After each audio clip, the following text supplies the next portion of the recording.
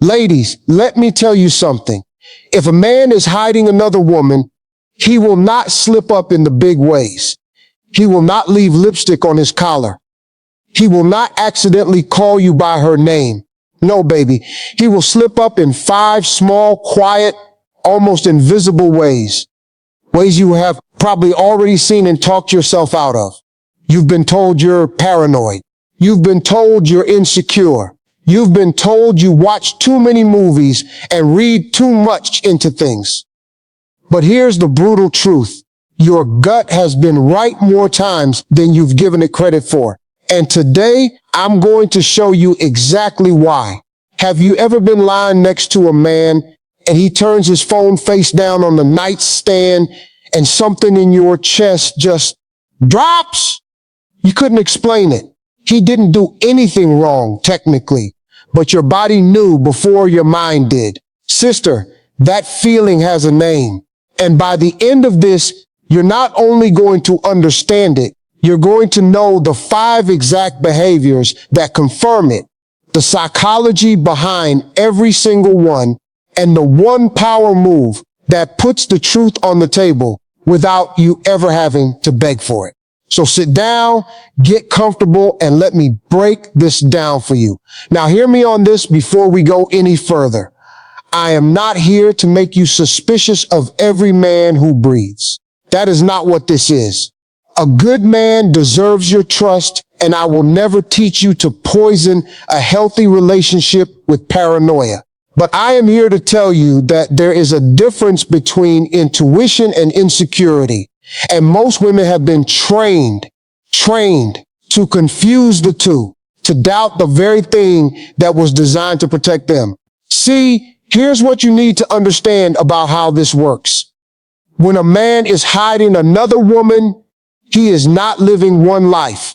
He is living 2. And baby, 2 lives require management. They require scheduling. They require energy and storylines and little adjustments he doesn't even realize he's making. That is the whole secret right there. The lie is never what gets him caught. It's the management of the lie. It's the small corrections, the phone that flips, the schedule that shifts, the affection that flickers on and off like a bulb with a bad connection. And here's what men are wired to do. A man compartmentalizes. That's the word. Women tend to blend. Your love life touches your friendships, your mood, your work, your whole world. Men are built different. A man can put you in one box and her in another box and walk between those boxes like rooms in a house, closing each door behind him. He is not sitting up at night tortured by guilt the way you would be. He is managing logistics. And I'm not saying that to make you angry.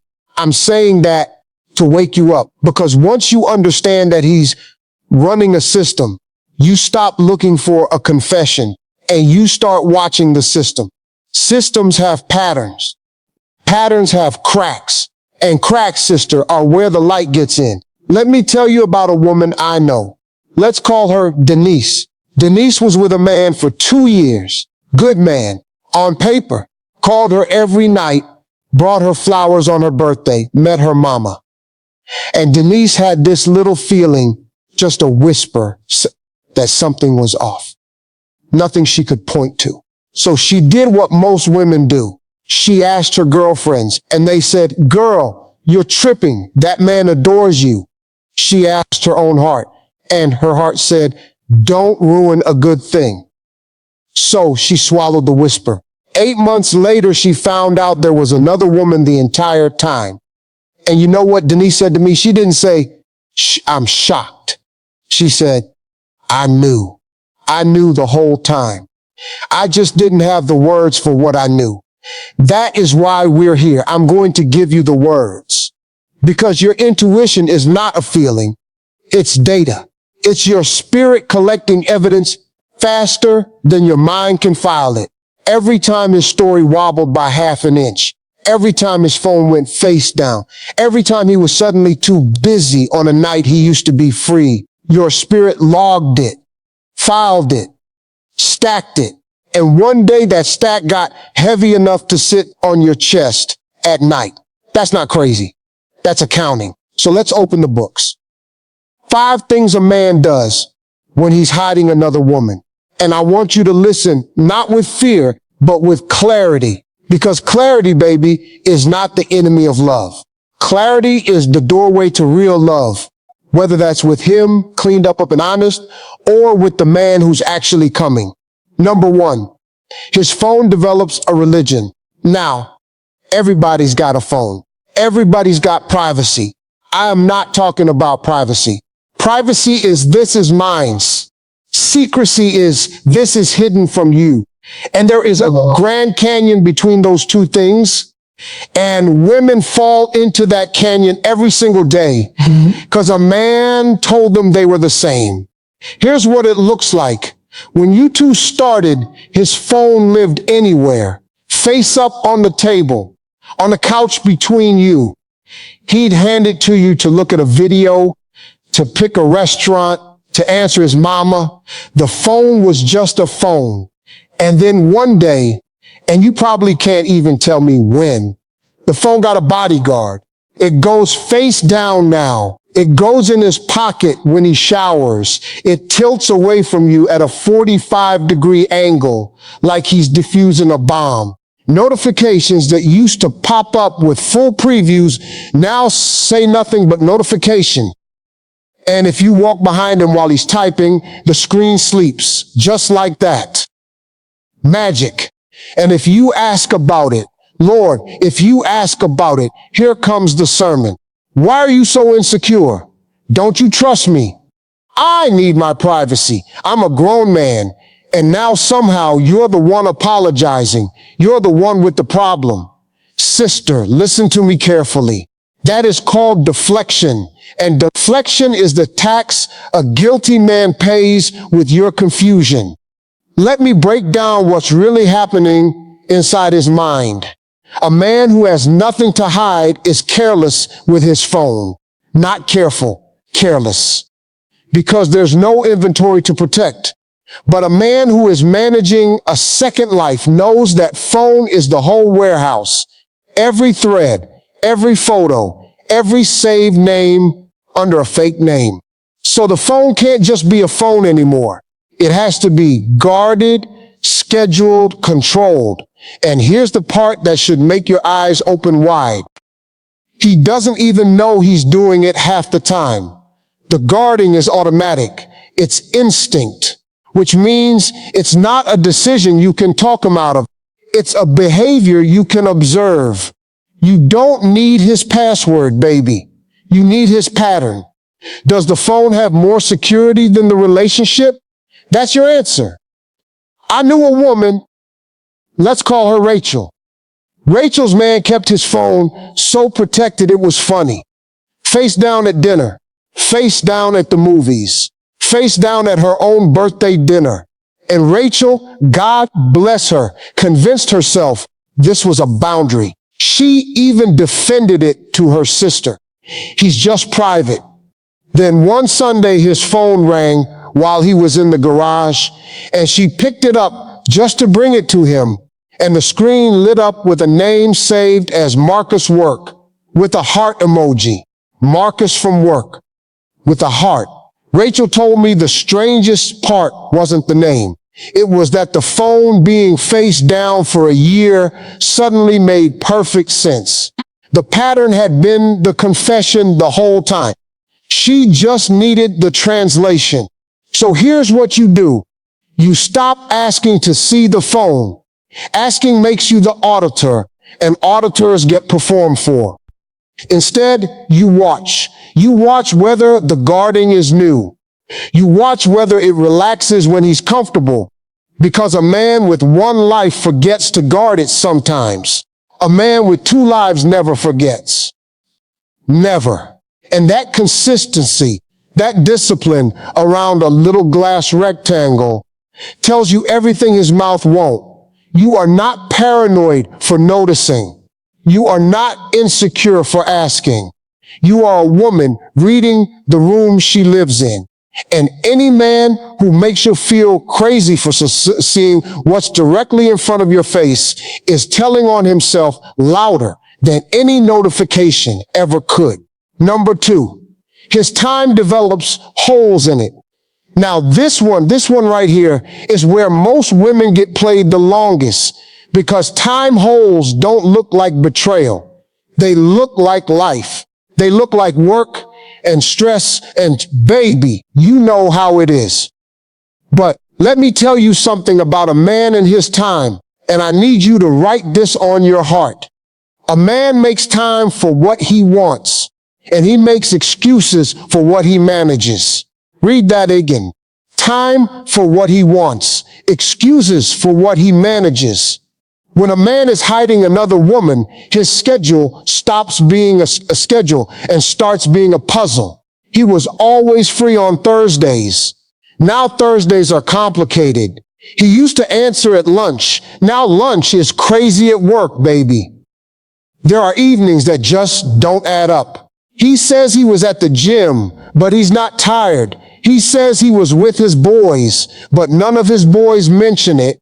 He says he worked late, but he's home exactly as fresh as he left. And the holes always have one thing in common. They are unverifiable. You can't check them without feeling like a detective.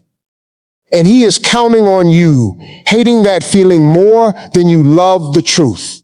See, here's what men are wired to do when they're running two lives. They build a schedule with load-bearing lies. He can't just disappear randomly. That would make you ask questions. So he creates recurring cover, a standing late meeting, a project season, a friend who's suddenly going through a divorce and needs him every Friday. Why recurring? Because recurring cover only has to be sold once. You accept it the first time, and then it becomes wallpaper. It becomes, oh, that's just his Thursday thing. Baby, the brilliance of the scheme is that after a month, you stop questioning the hole because the hole has become part of the furniture. Let me tell you about Tasha. Tasha's man worked inventory nights twice a month. 2 years, twice a month, like clockwork. He'd come home at 1 a.m, shower, slide into bed, kiss her forehead. And Tasha built her whole piece around that schedule. She texted her girls, inventory night, wine, and movies at mine. She made the lie comfortable for him. She furnished it. You know how she found out? His company doesn't do night inventory. Never has. A new girl at his job mentioned it casually at a Christmas party. We're so lucky we don't do overnights like other warehouses. And Tasha said the room tilted. 2 years of Thursdays, gone in one sentence from a stranger. And here's the reframe, because I need you to hear this part with your whole chest. You are not stupid for believing him. You are not weak for building your life around his word. You did what a loving woman does. You trusted the schedule of the man you loved. The failure was never your trust. The failure was his character. Don't you dare turn this into, I should have known. You knew what he gave you to know. That's on him. Period. So here's what you do instead. You stop tracking his time and you start tracking the math. Not where was he, but does his life add up? Energy is math. Money is math. Stories are math. A man working late twice a week should be more tired, more paid, or more stressed about work. If he's none of the three, the hours are going somewhere. And listen, you don't interrogate. You simply stop furnishing his holes with your benefit of the doubt. You let the holes sit there empty and you watch what he does to fill them. A truthful man fills holes with proof without being asked. He volunteered. Baby, look what Kevin sent me from the job. A lying man fills holes with irritation. Why do you always need to know everything? The response to a hole tells you what's buried in it. Number 3, he gives you affection on a dimmer switch. Oh, this one is cruel, sister, because it's the one that makes you feel like you're losing your mind. 1 week he cannot keep his hands off you. He's texting you at noon. He's planning trips. He's talking about the future like it's already framed on the wall. And the next week, a stranger. Polite, distant, present in body, gone in spirit. And you're standing in the kitchen, replaying every word you said for 2 weeks, trying to find the mistake. What did I do? What did I say? Did I gain weight? Did I get boring? Did I ask for too much? Stop. Stop right there. Listen to me. His inconsistency is not a reflection of your worth. It is a reflection of his bandwidth. Here's what's really happening inside his mind. A man with one woman pours into that one woman. His emotional energy, his charm, his flirtation, his future talk, it all flows in one direction. But a man managing 2 women has a divided supply. And emotion, baby, is not unlimited. When he's investing over there, the newness, the chase, the performance, the tank runs low over here. You get the dimmer turned down. Not off. Off would make you leave. Down. Just enough light to keep you in the room. Just enough warmth to keep you from asking the big questions. And then when things cool off over there, or when his guilt starts whispering, or when he senses you drifting, whoosh, the dimmer flies up. Flowers. Compliments. I don't know what I'd do without you. And you exhale because, oh, thank God he's back. He's not back. He's rebalancing. You are not experiencing his love. You are experiencing his management. And I know this hurts to hear, but I'd rather hurt you with the truth than comfort you with a lie, because the lie is what's been keeping you up at night. Real love is not intensity. Real love is consistency. A man's steady Tuesday tells you more than his spectacular Saturday. Any man can be amazing for a weekend when he's trying to secure you. The question is who he is on an ordinary Wednesday when there's nothing to win and nothing to fix. That man, the Wednesday man, that's the husband. That's the truth. Everything else is theater. I knew a woman named Maya. Maya kept a journal, and I'm so glad she did, because when she came to me, she brought it.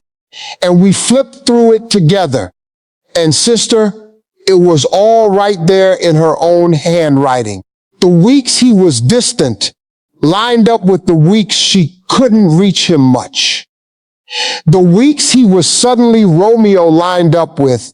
The weeks after she'd pulled back a little, after she'd been too busy to text right away, after she'd posted a picture where she looked too good.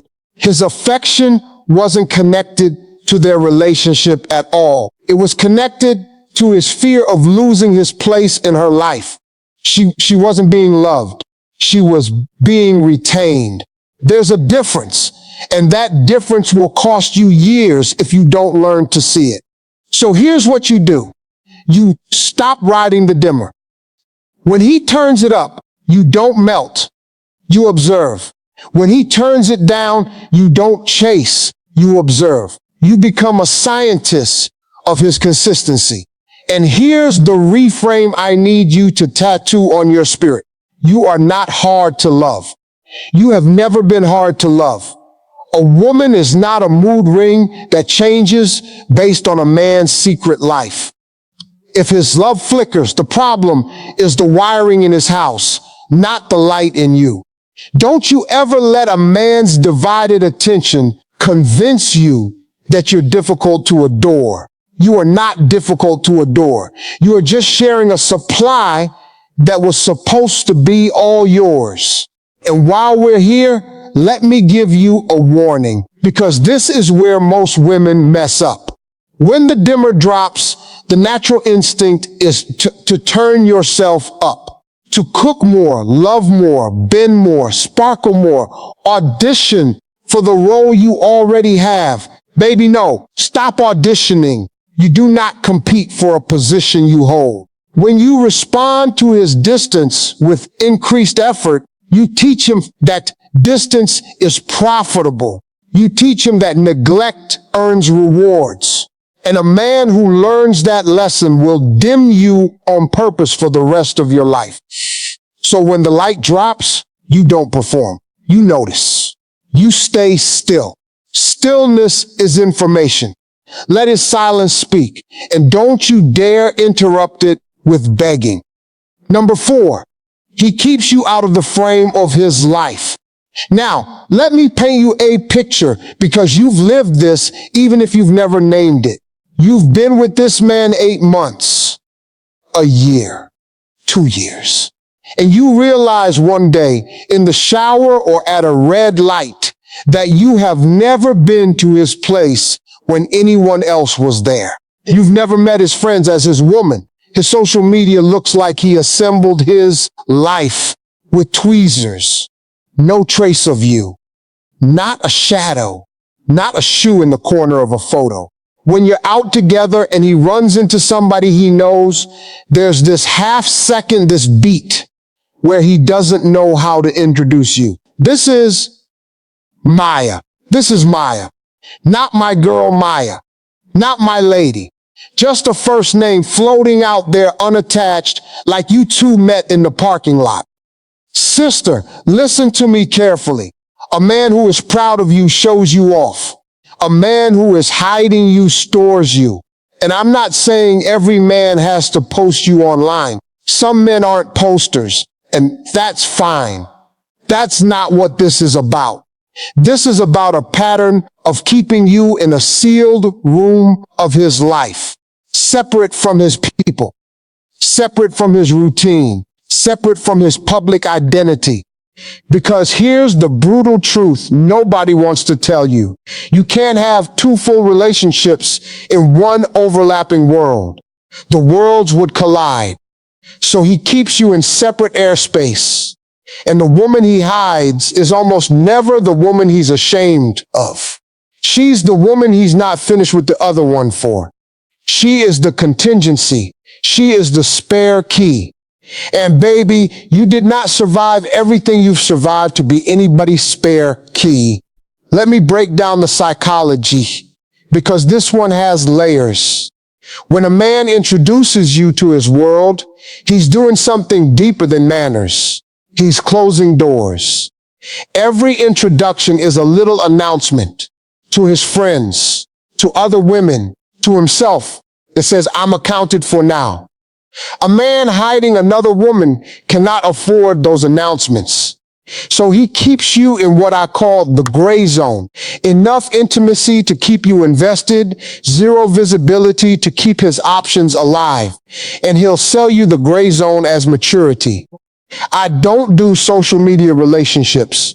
I keep my private life private. Why do we need labels? Isn't what we have enough? Notice how every one of those sentences sounds evolved and enlightened while functioning as a padlock. That's not depth, baby. That's a door with no handle on your side. Let me tell you about Denise again, because Denise had a second chapter. After the first heartbreak, she met a man who did everything right except one thing. She existed nowhere in his visible life. 6 months in, she'd met one coworker, accidentally, at a gas station. And when she gently brought it up, he gave her a speech about moving slow this time and protecting what they have from outside noise. It sounded so wise, she felt shallow for wanting more. Then his cousin's wedding came. She'd heard about it for weeks. He went alone, told her it was just family, it'd be boring for you. A woman he was also seeing was at that wedding. Introduces to the family as a friend for now. Denise found out because the cousin's wife posted photos, and there he was, in the suit she'd helped him pick, standing next to a woman who had never once been kept out of the frame. Denise told me the worst part wasn't the other woman. It was realizing she'd spent 6 months being invisible on purpose. Somebody was curating her absence. So here's what you do, and hear me on this. You stop asking to be included and you start noticing that you're not. Asking puts you in the position of requesting what a proud man offers freely. A man who wants you in his life opens the door before you reach for the handle. So your move is not persuasion. It's observation and consequence. You name it once, calmly, like a woman reading weather. I've noticed I'm not part of your world out there. That's information for me, not a fight, not an ultimatum screamed at midnight. A data point delivered by a woman who knows her value. And this is the part that matters. You watch what he does with the next 30 days. Because a man who simply didn't realize will move fast to fix it. He'll be almost embarrassed he didn't think of it. A man who kept you hidden on purpose will give you a masterpiece of an excuse. The excuse is the answer, sister. The excuse is the confession wearing a suit. And you are not asking for too much. Let me say it plain. Wanting to exist in your own relationship is not needy. Wanting to meet his people is not pressure. Wanting to be claimed in daylight is not insecurity. You are not a secret. You are not a rumor. You are not this is Maya. You are a whole woman, and whole women get introduced with pride or they get gone. Those are the only two honest options on the menu. Number 5. He starts fights right before he needs freedom. Oh, this one is the snake in the grass, baby. This is the one that once you see it, you will never unsee it for the rest of your life. It's Friday afternoon. Everything's fine. You two have been good all week. And then out of nowhere, he picks a fight. Something small. The tone of a text. A dish. Something you said 3 Tuesdays ago that he's suddenly never gotten over. And the fight escalates weirdly fast. Like he's driving it. Like he's got somewhere to be. And before you know it, he's saying, I need space. Or I can't do this right now. And he's gone. Gone for the night. Gone for the weekend. And then watch this part. Sunday evening or Monday morning, he cools off, he softens. Maybe he even apologizes. And you're so relieved the storm is over that you don't notice the storm had schedules. Sister, the fight was not the problem. The fight was the exit. He didn't get angry and leave. He needed to leave and got angry. Read that again, slowly, because it will rearrange your whole history with some men. He needed to leave, so he got angry. The argument was manufactured the way a jailer manufactures a diversion. Not because there was a fire, but because he needed the guards looking the other way. And the cruelest part? He lets you believe it was your fault. He lets you spend the whole weekend rehearsing your apology, rehearsing what you'll do differently, shrinking yourself into a woman who won't start things next time. Meanwhile, he had a pre-scheduled free weekend with a built-in alibi. We were fighting. I needed space. Baby, that ain't space. That's a sabbatical. Here's the psychology plain as I can make it. Guilt and logistics are heavy. A man living 2 lives needs regular, unscheduled looking blocks of time that you won't question. But he can't just say, I'm going off the grid this weekend, don't call. So he needs you to be the reason he's gone. If you're the reason, you won't chase. If you're the reason, you'll wait. If you're the reason, you'll blame yourself while he's gone and welcome him back with gratitude instead of questions. It's a 3-for-1 deal, and he's been running it on women since before your grandmother was born. The sudden fight before the trip, the blow up before the work conference, the coldness right before the family event he attends alone. Once you lay his conflicts over a calendar, sister, the pattern lights up like a runway. I knew a woman, let's call her Renee, who swore her relationship was cursed because they fought before every holiday. New Year's, her birthday weekend, the 4th of July, every single one, a fight, a disappearance, a reunion. She thought she was the common denominator. She went to therapy about it. And her therapist, a wise woman, asked her one question. What does he get when you two fight? And Renee said it was like somebody turned the lights on in a dark warehouse.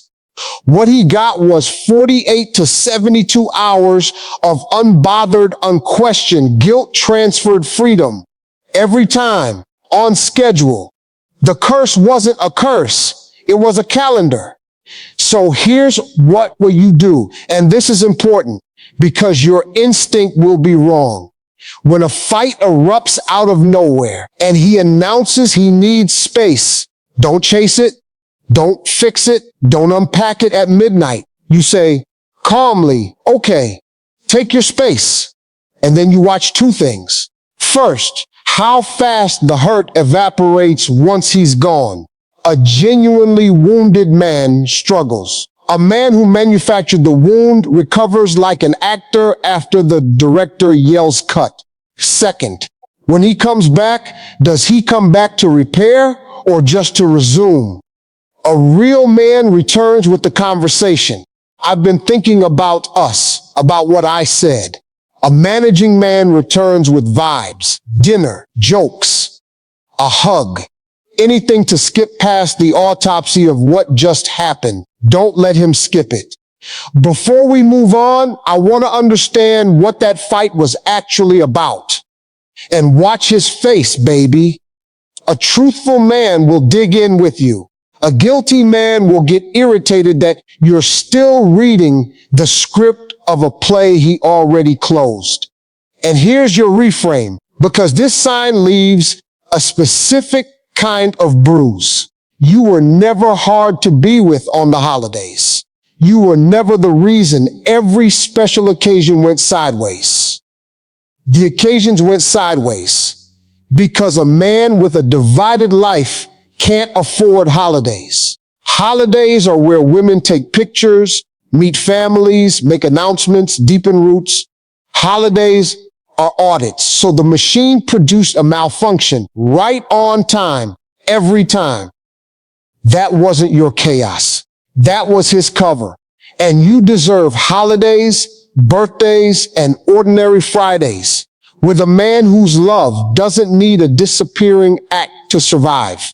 Now, let's breathe for a second because I know that's heavy. 5 things: the phone that got a bodyguard, the time that got holes, the affection on a dimmer, the invisible seat at his life's table, the fights with a schedule. And maybe right now your stomach is in your shoes because you recognized your own life in 3 of the 5. Maybe you're sitting there doing the math on a man right this second. And sister, before I give you the power move, because there is a power move and it changes everything, I need to handle the thing that's screaming in your chest right now. You are asking, if this is true, what does it say about me that I didn't see it?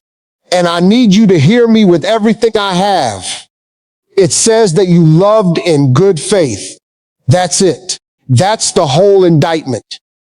You were playing checkers with honesty while he was playing chess with management. You brought a heart to a strategy meeting. And in what universe do we shame the person who showed up honestly? We don't shame the house for getting robbed. We don't shame the woman for believing the vow. His deception is not your defect.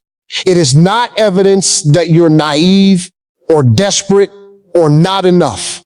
It is evidence that he needed a lot of engineering to keep a woman like you. That's the truth nobody tells you. He didn't hide her because you were lacking. He hid her because you were the thing he was afraid to lose. And some men are too broken to deserve what they can't bear to release. Now, here's the power move that changes everything. And I need you to lean in because this is not what you think it's going to be. The power move is not checking his phone. It's not following him. It's not confronting the other woman. It's not the fake page. It's not the friend who just happened to see him. All of that is you doing surveillance on a man you should be evaluating. No, baby. The power move is this. You stop reacting and you start removing access. Calmly, quietly, and without announcement. Here's what that looks like in real life. You don't give a speech. Speeches give him a script to argue against.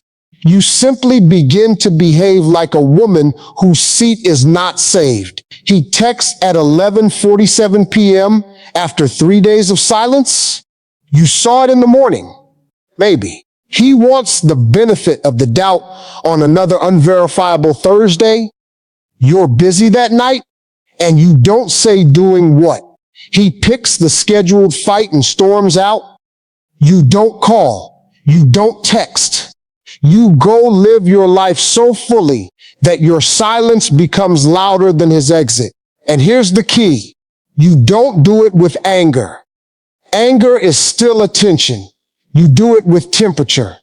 Warm becomes cool. Instant becomes eventual. Available becomes occupied.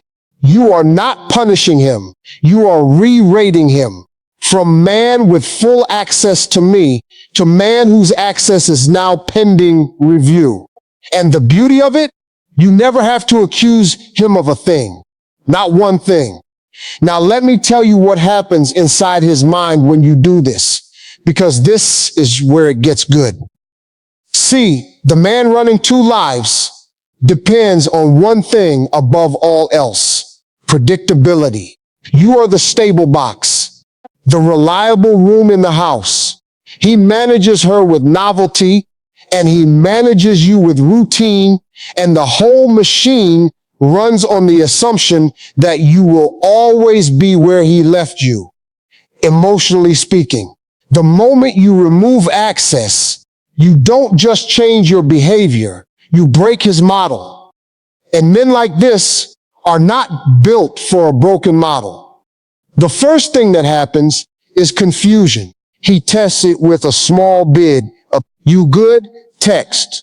When that doesn't get the old response, confusion turns to audit. He starts replaying. Did she find something? Did somebody tell her something? And now the man who had you on a dimmer is obsessing over your dimmer. The spotlight swings. Loss aversion kicks in. And hear me, loss aversion is the strongest force in a managing man's psychology. He can handle wanting something. He cannot handle losing something he thought was secured. His ego doesn't crack because he loves you. Not at first. It cracks because the system is failing. And that's fine, sister. You don't care why the truth starts surfacing. You just need it surfaced. And here's the fork in the road. The part where his character gets revealed without you lifting a finger. One of two men walks out of this. The first man, and they exist, baby, they do, feels the shift and gets scared straight. He comes to you not with vibes, but with words. He confesses or he corrects. He brings proof where there used to be fog. He restructures his own behavior because losing you is suddenly more expensive than his side life.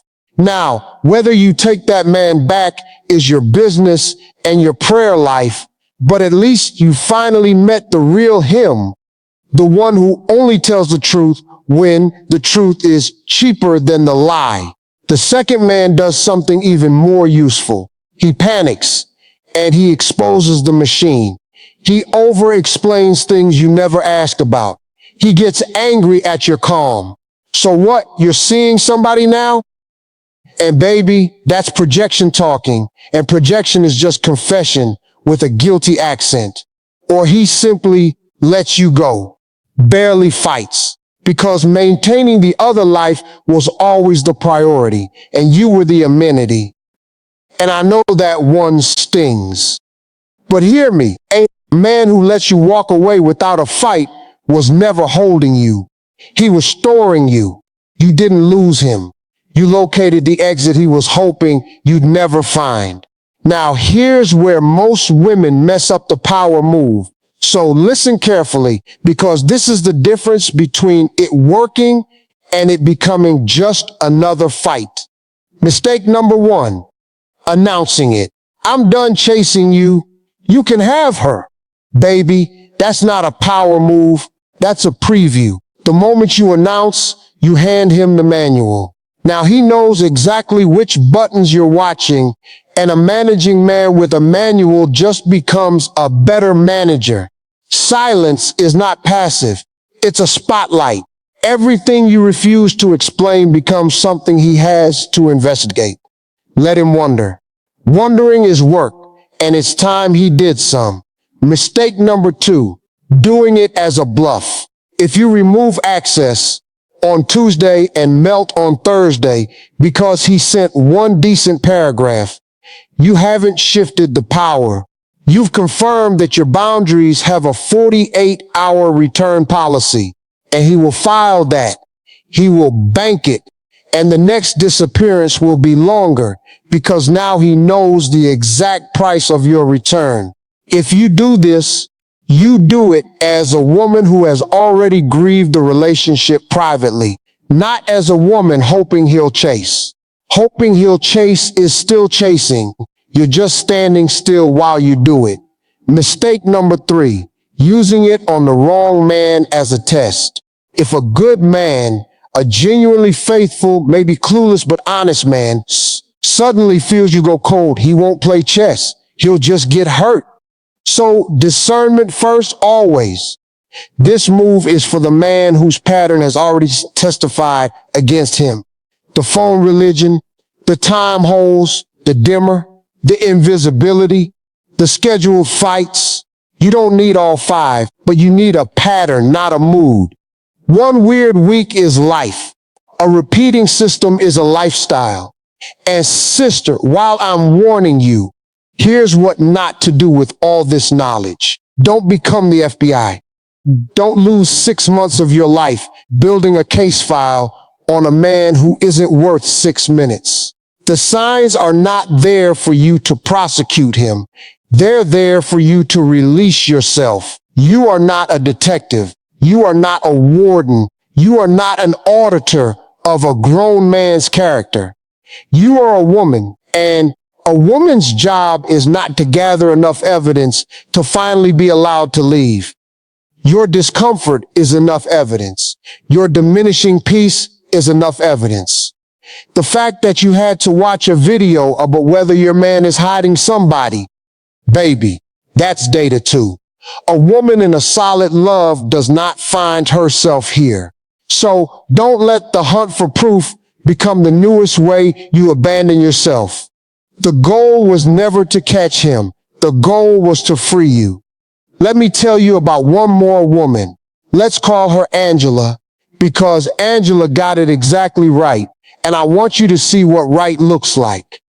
Angela recognized 4 of the 5 signs in a man she'd loved for a year and a half. And Angela didn't confront him, didn't check a thing. She went quiet, not cold, quiet, and she started living. She rejoined her Saturday morning run group. She stopped cooking for 2 on his schedule. She answered his texts warmly, briefly, and hours later. It took him 11 days to notice, and when he did, he came in hot accusations, suddenly available, suddenly curious about her every move. And Angela told me she sat across from him at dinner, watching him audition for the role of concerned boyfriend, and she felt nothing, no victory, no revenge, just clarity, sitting in her chest like a stone that had finally stopped rolling. She said, I realized I wasn't even angry. I was just done believing the version of him I had to squint to see. She left that relationship without a single confirmed fact about another woman. And she told me it was the cleanest exit of her life because she didn't leave a man. She left a pattern Patterns don't beg you to stay. Patterns don't cry at the door. There's nothing to negotiate with a pattern. It just ends quietly the day you stop participating in it. That's available to you. That exact peace. Not the drama, not the showdown, not the viral confrontation. Just a woman who watched, understood, withdrew her access, and let the truth reveal itself in the space she stopped filling. Now bring it all the way home with me, because I want to leave you with more than a list. I want to leave you with a spine. Somewhere along the way, somebody taught you that your intuition was an inconvenience, that your questions were nagging, that your standards were demands, that your need for consistency was neediness wearing a costume. And I am here today to hand all of that back to whoever sold it to you, because it was never yours to carry. Let me tell you what you actually are. You are not asking for too much. You are asking the wrong person. You are not too emotional. You are emotionally fluent in a house that profits from your silence. You are not paranoid. You are perceptive, and you kept getting talked out of your own accurate report. You are not hard to love. You are expensive to deceive, and he was paying in installments. You are exactly enough. You have always been exactly enough. And the proof is in the engineering, because a woman who was easy to replace would have been replaced, not managed. So here's your phrase to carry. The one I want sitting in your pocket the next time his phone goes face down, the next time Thursday gets complicated, the next time a fight breaks out right on schedule. Say it to yourself in the mirror if you have to. I don't chase clarity. I am clarity. I don't chase clarity. I am clarity. A woman who is clarity doesn't interrogate, she observes. Doesn't beg, she measures. Doesn't audition, she evaluates. And when the pattern fails the audit, she doesn't explode. She exits calmly, completely. Like a woman who knows that her piece is not a bargaining chip. It's the whole treasure. And listen, before we part, hear this last piece, because I don't want you leaving here afraid of love. For every man running two lives, there is a man out there praying for one woman to build one life with. A man whose phone lies face up because there's nothing in it that would wound you. A man whose Thursdays are boring and verifiable and yours. A man whose affection doesn't flicker because it isn't divided. A man who introduces you with his hand on your back and pride in his voice. A man who would never trade a holiday with you for anything on this earth. That man is not a fantasy. He is the standard. And every day you spend squinting at a managing man's patterns is a day you are invisible to the man who's actually looking for you. That's the real cost, sister. Not the betrayal, the delay. So walk out of this moment differently. Shoulders back, standards up, intuition on the payroll, never again on probation. You watch the phone, you watch the calendar, you watch the dimmer, you watch the frame, you watch the fights, and you never again talk yourself out of what 5 separate witnesses already told you. You are the table, not the chair. You are the prize, not the participant. You are a woman who knows. And if this hit your spirit today, drop a heart in the comments and share this with a sister who needs it. Because somewhere right now, there's a woman staring at a phone lying face down, wondering if she's crazy. And you might be the one who hands her the words. Sometimes the best thing we can do for our sisters is say, here, this is for you. Now go on. Carry yourself like a woman who already knows, because baby, you do. You always did.